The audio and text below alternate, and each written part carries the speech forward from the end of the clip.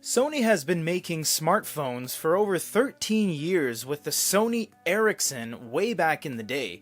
This is one of the latest releases, the Xperia 1 Mark III, or III when you read it online. This thing is an absolute powerhouse, brimming with specs. The main draw is that it's 3840 by 1644, 6.5 inch screen, 12 megapixel camera at 2160p, 12 gigs of RAM, and a 4500 milliamp battery. This is a personal phone of mine. I'm actually going to use this. I haven't even opened it yet. The reason I'm just filming it is because it's kind of a wasted opportunity. Why are we going to do this? Because there is a little bit of relevancy here.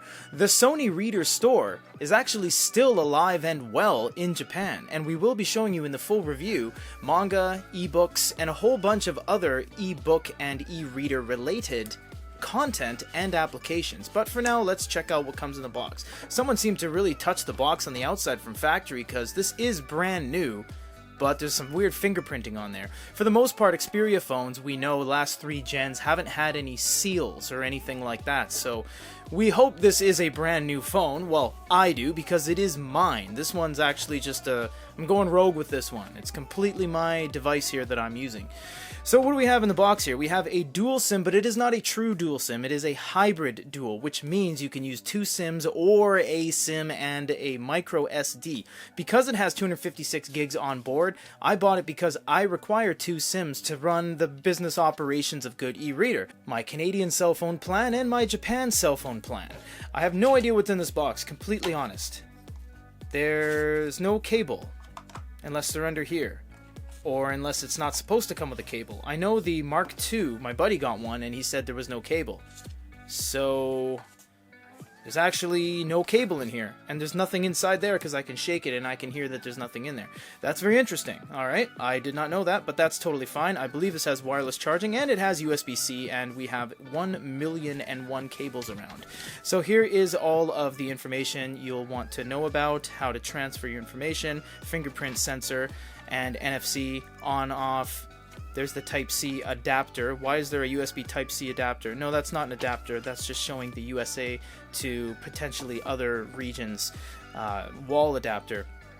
So it doesn't come in plastic. It comes with this paper, which is kind of nice. I've always been a big fan of manufacturers that put paper on their devices rather than plastic.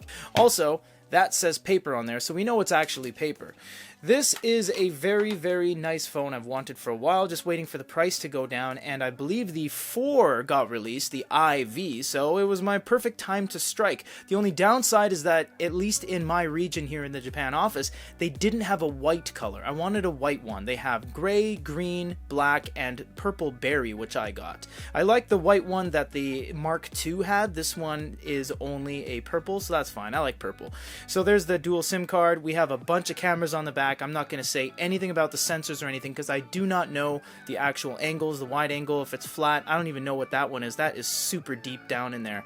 That is a deep lens. And we have a bunch of buttons on the side. Fingerprint sensor. We have another button, I'm not sure, because this one acts as the power button as well. And an individual shutter button with a USB at the bottom and a headphone jack at the top. A lot of people like headphone jacks. I like headphone jacks. I'm glad it has it.